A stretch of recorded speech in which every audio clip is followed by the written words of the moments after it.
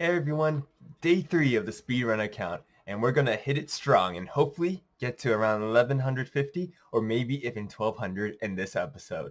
Let's get it.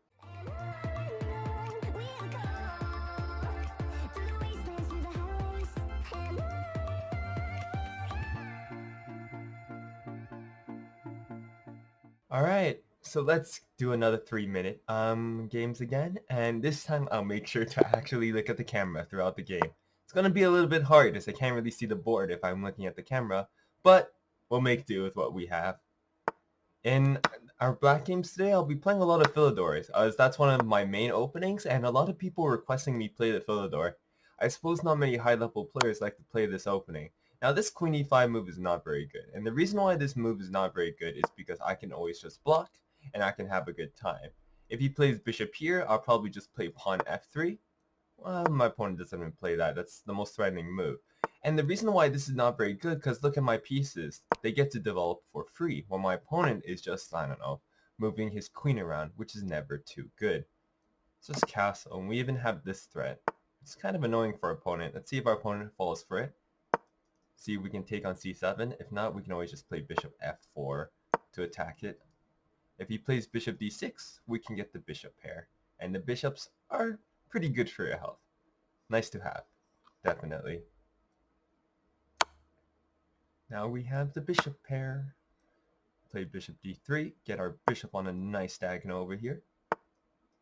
Ooh, e5 is, well, first of all, a free pawn. And in our previous video, I did just say taking free pawns is indeed good for your health. So, I guess we'll take it. Take those, we take those. Should I play queen f3? Yeah, queen f3 attacks this and it pressures this. Probably double his pawns there.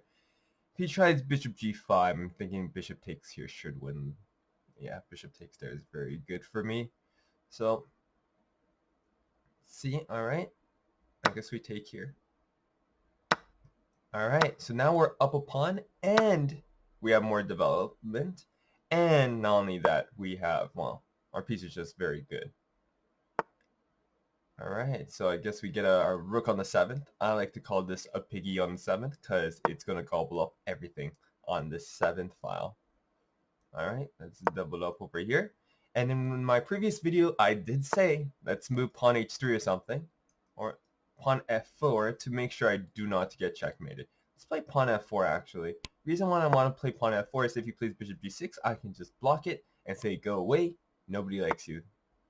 So, alright, let's play h3 and let's try to trap the opponent's bishop actually. My opponent is going to let me do this. This is pretty good. Alright, so we get it. g4 with his f5 move to trap the opponent's bishop. It's a common idea to trap your opponent's bishop in these positions, because you're gaining space and there really isn't much threat against your king, which is why I'm able to open up my king. Alright, my opponent just gives it to me. He'll probably play rook here. I will just block. No need to give him any compensation whatsoever for his piece. Alright, let's move my king up. Since my piece is already very good, so there's no reason not to. There's also no threats my opponent can really make against my king, so that's pretty good as well. Let's see what my opponent will do. Alright, we're also playing pretty fast today, so that's a good thing. Usually I do run out of time very, very fast as I'm talking and explaining the reasons why I'm making the moves that I do. Alright, so my opponent might be just running down the clock, which is unfortunate, but it is what it is.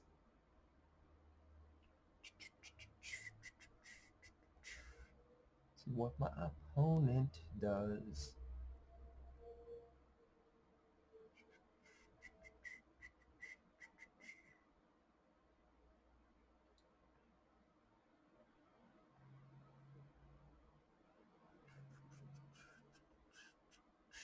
So, while we're just waiting for our opponent's time to run out, what opening do you guys want me to play in the future? We already have a lot of requests for Philidor, so I'll make sure to do a lot of those games, especially today. But in the future, what games do you want? Do you want Call of Zuckertor games? I play a lot of that. Do you want Scotch Gambit games? I have an entire series on that, on how to play it. Like, what opening do you guys want me to play? I don't play many of the optimal openings, like Raya Lopez or Queen's Gambit, but I can learn it. It's very important that I do learn it if I want to improve in the future as well. All right, so first victory today. Does that make us 10-0? I think it makes us 10-0. All right, so let's play my fantasy variation. One of my favorite variations to play in here. It's very confusing for my opponents. All right, so my opponent gives me complete control of the center and makes a big pawn over here. This bishop's not the happiest piece, let me tell you that. All right, these checks are what I call monkey C check, monkey play check, because that does not improve the position whatsoever. It allows me to actually improve my position because now my pawn chain is very strong here. Now, do I want to play here? No, not yet. This is castle. We can play bishop g5, bishop here. Like we have so many good things we can do in this position. And if our opponent castles, already we can begin our assault against the opponent's king right here. It's very dangerous for our opponent. He has to be very spooked, very scared. And this bishop on c, as you guys can see, it's not the happiest bishop for sure. Alright, so my opponent creates a weakness on f6 and f7. Look at this. Very easy for me to attack in the future. In fact, very easy for me to attack right now. Alright, so here I can play bishop here. And the thing is, I don't know what my opponent's going to be doing. He can't castle. And I don't think there's any ways to trap this bishop, so I can play pawn here in the future as well. And even if he trades off the bishop for this guy over here, he's going to have a lot of dark square weaknesses, which is not good for his health. Alright, let's just play bishop a3 though. Make sure he cannot castle. He's having a tough situation here. I played it here, and if he takes, no, my bishop's hanging, that's problematic, don't want that to happen. Let's play knight here. Just develop my pieces. Maybe play pawn e5 in the future to play knight here, and that looks pretty killer to me. Now you might be wondering, is this a problem? It kind of is. My dark squares on the king side are very weak because my bishop's on the queen side protecting this diagonal, but it's fine. Alright, let's play here. He's going to try to castle queenside, as you guys can see. Alright, let's move knight here. Actually, I cannot, because he will do some silly fork over there, which is not good for my health. Alright, so what do I want to do? Do I just capture here? No, it doesn't work. Ooh, this is actually a big threat. I should not have ignored this. Problematic. But let me think. Do I care about my rook, actually? Should we do a Petrosian, like, sacrifice in which I allow this to happen? Actually, I'm thinking about it, actually. I think I actually like the idea. You know what? Let's show you guys some Petrosian-like sacrifices over here. Is it's good in an actual game? Probably not. Probably not optimal. For sure. Not optimal. But I want to show you guys the power of the pieces. Alright, so let's move my bishop back and allow him to move knight here. But if he does, I get this important d6 square, which either checks the opponent's king or gets the dark square bishop, which is the critical piece in this position, holding his position together. Or I probably could have just checked him over here if my queen wasn't on d2, but that's fine as well. I forgot that he moved his knight here because I was expecting my calculations his knight would move back here. So now, as you guys can see, my opponent has a lot of dark square weaknesses, like huge dark square weaknesses in this position that I can exploit, right? Look at this diagonal. We can win the queen next move with this move over here. It's very hard for our opponent to stop because of this weakness here. It's not even that, oh, I guess he wants to trap his own king in. That's fine with me. See, my opponent's trying to do his own exchange sacrifice here, telling me to take here, but my bishop is worth a lot more than this rook over here, so why would I ever do that? It's just silly thinking about that, about doing that. So my opponent actually gets to get his kings to safety now, which is, well, good for him. Took him long enough. Let's just make sure we don't blunder our queen and put our pieces on good squares, and we'll call it a day. I'm still not going to take here because, well, there's no need. If he takes here, it's some problem, because you guys can see his official pawn over here is not having that good of a time.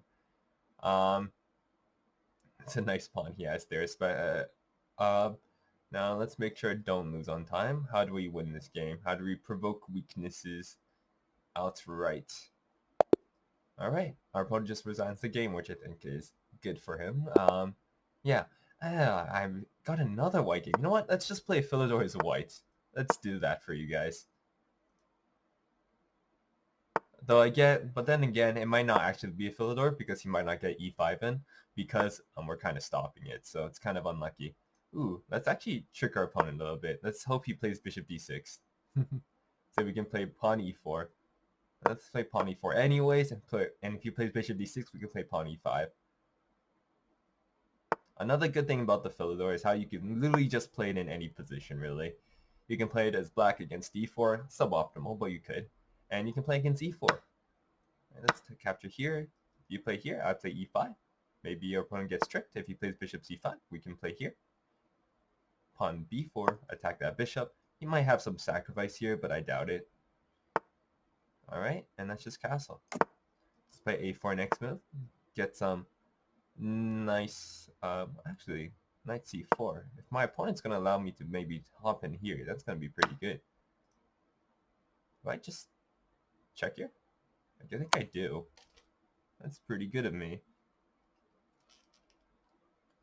So, my opponent's king is in the center. I could take there, but he has queen c7, which is very annoying. Let's just capture here. But what if he plays bishop c6? Then I have pawn e5. Alright, let's just take here. Hopefully we don't blunder anything. Make sure our piece is on good squares and everything. Bishop f4 or e5? I think e5. Actually, no, we take here. We take here. Free pawn is indeed a free pawn. And we just move the knight back here. I mean, we only got a pawn from this. So we have to be a little bit spooked that we don't, like, lose everything. So, let's calculate here. I think we just play bishop e3. Just ignore knight here. Should be no problem. Then we can play rook c1, defend it this way. Huh. My opponent just gives me the free piece, I guess. I'll take that. I mean, I always take free pieces. We even have queen check over here. Just plugging our queen onto the weak dark squares. Again, our opponent has another problem on the dark squares, as you guys can see. He's having some issues here. So, let's see how he deals with them, actually. Well, let's just play pawn here. Just tell the knight to go away. Go away, knight. Don't attack my pawn. That's very annoying. Let's play rook c1 afterwards, just to say, you know what, Mrs. Queen? I don't like you here either. Please go away as well. Go away, Mrs. Queen. And my opponent just forgot about his queen. Important thing to note, my friends, is that your queen cares about you, so you should probably care at least a little bit about them as well. Probably could have played knight e5. It's probably slightly better than this, but we get it anyway. So, as you guys can see, we're putting pressure on the pinned piece over here. Alright, I can check him over here. You know, first take here. This rook wasn't doing anything anyways. We can check him over here, though there might be some tactics that can just win the game, but whatever, just take here. Take everything.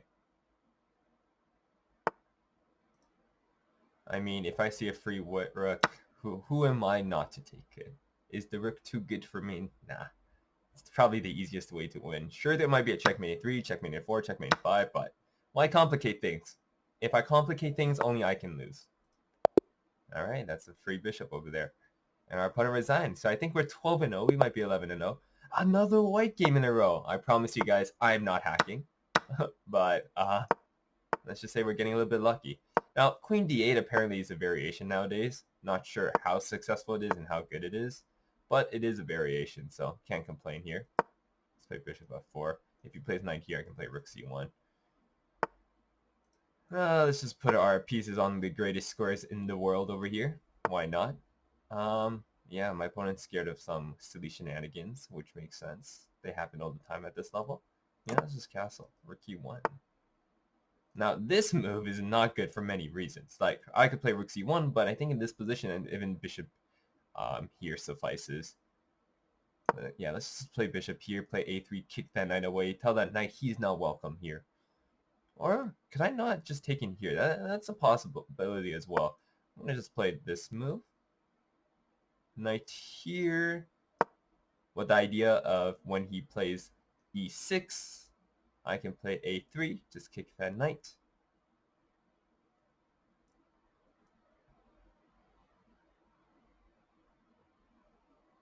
So see what our opponent does here. And hopefully our next game will be a black game. Oof, this is definitely not good here. Because look at these pawns. Look at this bishop on f8. There seems to be a theme today in which all our opponents are putting their bishops on terrible squares. Alright, let's play bishop g3 so then we can have some threats up like here. And that'd be very deadly for opponent. Let's play knight here. Is this a cheapo? I wouldn't really consider it a cheapo because I don't think it brings anything bad to our position. And our opponent fell for it and we win the game. Because we did a decoy to trick our opponent to go somewhere else. And the reason why that's not a cheapo is because even if he doesn't capture, my idea was to put the knight here, attacking these weak light squares. That allows us to win the game. So that was a good one. That was definitely good. My opponent is sitting in disbelief, doesn't know what just hit him. Makes sense. And we win through the weak light squares. As you guys can see, probably, oh, my opponent doesn't play e4. So how am I going to play my Philidor? Oh, well. Alright, so this is a basic setup I like to do against my opponents who don't do anything. It's basically just this setup over here. London system, but I get a pawn in c5, so just like these positions. Bishop here or bishop here? Probably bishop e7, so no longer pinned. Or queen b6. Actually, let's just play here. Bishop e7, make sure I'm not pinned, make sure nothing spooky happens to me. Play h6, ask that bishop a question, what you want to do with your life. He says, I want to move back over there. Let's play queen b6. I mean, why not? Just attack that b2 pawn. Maybe he forgets about it. Maybe, maybe not. He doesn't. But now that pins that the queen, so I guess we can play c4, see if he's interested in losing his queen. Our opponent is not interested in losing his queen. Now, what if I play queen to a6, putting more pressure on the pinned piece? Now, can our opponent actually defend that pawn? I think he can play e4. It's an idea. But then I take here. I guess we just win the pawn. Though our pawn is pinned now, which is problematic, to say the least. Can't play pawn e5, so let's play knight here. But the idea of playing knight to pawn e5, pawn e4 to solidify my pawn that is on d3. Because the thing is, if I don't defend this pawn on d3 and he just captures back, then really this was, the entire plan was kind of worthless. Not good. Alright, let's play pawn e5 now. His knight can't go into any of these squares, so not scared about that. If I play bishop here, it's forcing bishop g2 because the knight's pinned. Now the question is that good? That's a good question. Or should I just follow our plan? Let's just follow our plan. No need to play anything risky. And our opponent could just give us a free piece too. You know, that's pretty good. I like that. Let's just castle right after. I think a lot of these people are pre-moving moves. I don't know why they're pre-moving. There's really no need to play that fast. We have lots of time on our clocks over here. Alright, I don't know what this bishop here move is doing, so let's just chase it. Let's say go away. Is he trying to trap my queen? I don't think so. It's kind of silly. I don't know what these moves are for. I'm actually very confused about what a lot of my opponent's moves are, especially at this level. Because a lot of these moves don't seem to actually have an idea or any plan whatsoever. If you don't have a plan in chess, that's basically wandering around like a chicken, headless. Running around squawking and just praying. Oh, I blundered this pawn. I probably should have played bishop there, solidified everything, but that's okay. Just the way it is. Yeah, that was a big mistake by me, but that's okay. If I play queen here, but what if he pushes? Then I can take on b2. Yeah, I definitely blundered there, because now my pawn chain is very weak. Let my opponent off the hook here. Not a good thing. Alright, let's just put here. Could have maybe taken on b2, but what's done is done. He has weak light squares on this side, so I might just move knight there. Alright. Now what do I do? Push, check.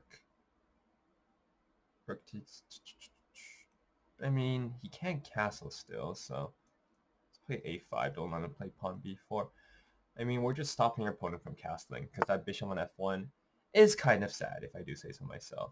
Now, this knight's not doing anything either, so this knight's also a very sad piece, so let's make sure he actually does something in this game. Alright, you can do that. Alright, give me the bishop. I'll take that. my opponent's trying to play this move now. Now, is that move annoying? Yes, most definitely. Now, can I sacrifice here? An idea is if he pushes, then I can take here. But if he doesn't, I can do this, and then bishop blocks, and checkmate in 1. Alright, not a bad game actually, not a bad game. Actually, I'm actually pretty proud of this game. This game is not bad. But then again, it was against 1100. But you guys can be proud of your own games, even if they're against 1100s. Alright, let's see. Oh, Philidor. We can finally get our Philidor game that I promised you guys. Knight f6, attack e4. Huh. That's an interesting move. Again, monkey see check, monkey play check, guys. Don't just do random checks just because you can see it. Because this move just improves my position, doesn't improve yours. And now we're playing a Philidor, except now we're just up space now. We're up space in the center because we're just up a pawn. And being up a pawn, let me tell you, is indeed good for your health. Do we want to play here? Do we just capture? Let's play here. Let's defend it like this. Easy peasy. And maybe queen here, queen there. It really doesn't matter. Capture here. Don't capture the knight because then you lose your e5 pawn in return. That's not good. Alright, so our opponent's castling queenside. Do we really care? Probably not. Let's just castle. Let's play pawn b5. Pawn to b5. And go for our pawn storm.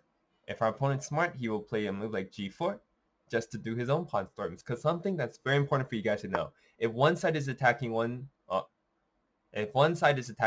you should always attack the other. Now, I want you guys to pause your videos, try to find the best move in this position. That wins the game immediately. A lot of people make this mistake in the Sicilian, not really in the Philidor, as people don't usually castle queenside in the Philidor.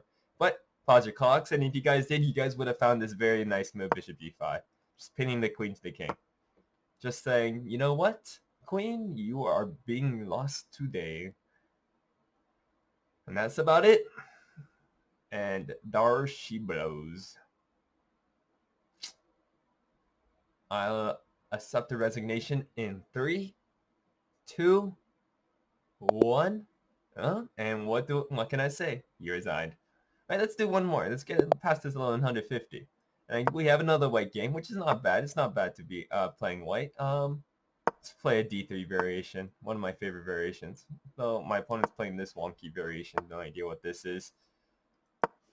Never just move your pawns in the first few moves. Oof. This is just telling me to play here. I really want to find a way to move there. Oh no. Should I? No, there's no need. No need to make my position worse just to go for some cheapo like that. No need. You know, that required a lot of willpower right there. So I really want to play like knight d4 or something. In fact, it might have been the best move. And in fact, right now it's probably the best move. Because we're pressuring a lot of things and we have queen h5. So now we get queen h5 check. Our opponent's position is in disarray. He doesn't know what's happening to him. We can play queen check over here, but then he has queen e7. But then I have bishop check over here. You know, let's play knight here with the idea of going queen check over here. Let's play bishop e3 actually. I mean, if he wants to capture, I'm fine with that. My bishop gets a nice diagonal over here. Let's play g4. Then again, my queen does get a little bit trapped there. But my opponent has a lot of light square weaknesses, which he does not want to deal with right now. Ooh, he's opening up his king. This is an interesting idea. Not my cup of tea. I probably wouldn't have opened my king like this. In this position especially, but we all do what we do. We can play queen check over here and just win that pawn. Let's take those pawns, get our queen back in the game.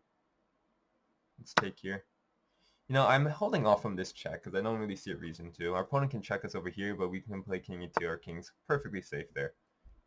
And now we can play rook c1 check with a bang, because where's our opponent's king going? The answer is nowhere, but to avoid spoilers. The question is, which way do we take? Which way do we take in this position? I think we just take here because we just win a piece, and then we just do our strategy of winning a piece and, well, winning a piece.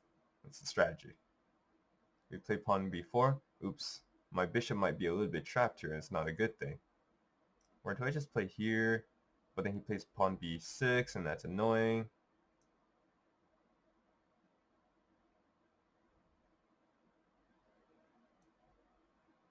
Let's play rook here. Allows me to win the a6 pawn at least. Or if my opponent doesn't go for it, then I can just play bishop back here with the idea if he checks me down there, I can play bishop d1. I almost fell for some tactics over here. It was kind of scary. Alright, that's a free pawn over here. Make sure our rook doesn't get trapped. And play king here. You might be asking why I'm not castling. Well, there's no need anymore, right? There's no need whatsoever. Because our king is in a perfectly safe spot.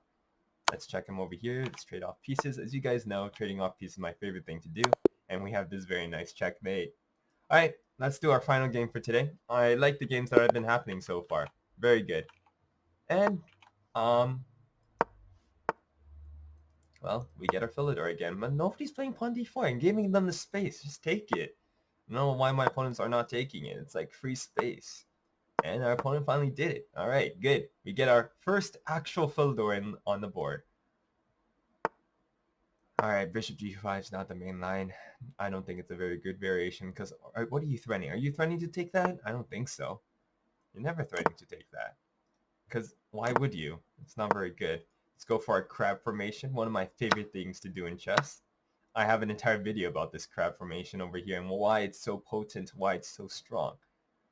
Even at the highest levels, it's so strong. See it a lot. Let's play pawn b5, gain more space. Give me that space. I like space. Give me more space, please. Oh, just keep retreating.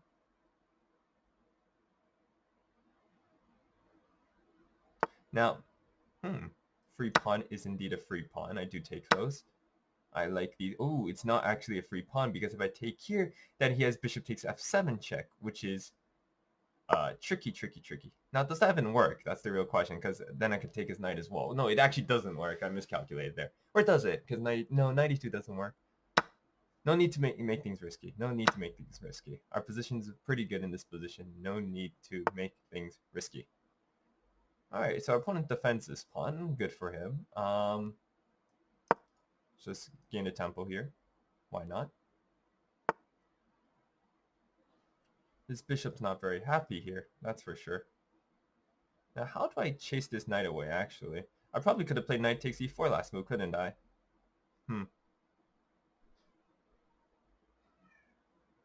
How do I attack his pieces? Let's play rook a6, attack that knight. The knight moves, well, we get this. We take here, and if he decides to take there, we take back with our king, and then we can take on c3. Alright, so our opponent doesn't do that. Let's move back here now. Now, if I move back here, I need to be scared of knight g5 because rook d7, then he plays rook d1. That's kind of annoying.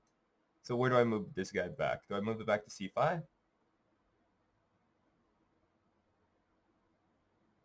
I guess we move it back to c5. Gotta be scared of knight g5 threats right now. I need to play like pawn h6, so this doesn't have to be worrisome. But in Philidor, something you do have to worry about is if you play pawn h6, you can play knight here and to play knight there, which is a little bit annoying as well. There's a lot of annoying things you gotta know. Let's play bishop c8 just to get my pieces back in the game. Let's get that bishop to g4. Do I want to play bishop e6? It's an interesting idea in Philidor's, because that bishop's way stronger than my bishop. Actually, let's play queen e7 so we can play bishop e6 without doubling our pawns.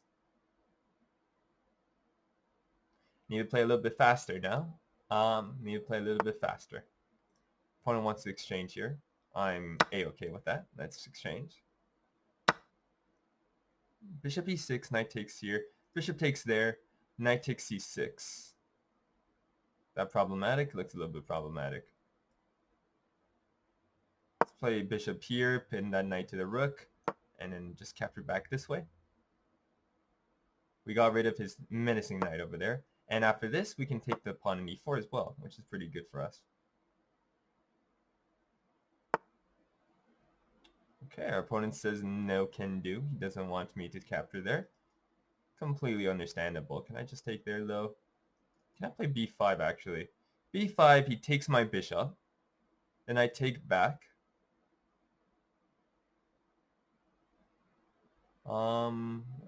There's some problematic stuff actually.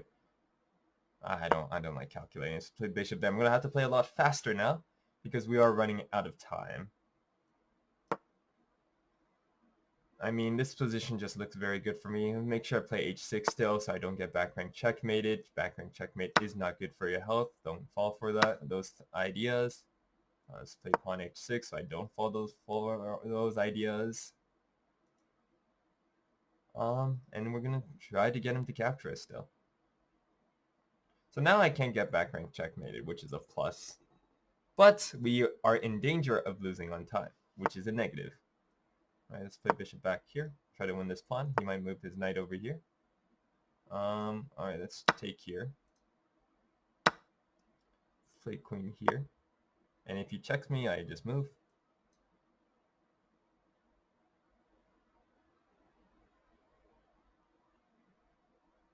Might just play pawn g6, pawn h5. It's a solid formation in these positions. Alright, he gives me a free queen, and I'll take those. I take free queens. This guy played very well for an 1100, for sure. This guy. He has a Magnus Carlsen picture. What can I expect from him? I mean, 0 blunders, 0 miswins, 0 mistakes. Let's actually, I want to check this out. Let's see what percentage my opponent over here is doing. 67%, so it's actually not too accurate, and we had a 90%, which is also not very accurate. As you can see, this is basically the Philidor. You have a slightly positive position, but eventually it just goes all the way down once your opponent messes up, and we just have a good time.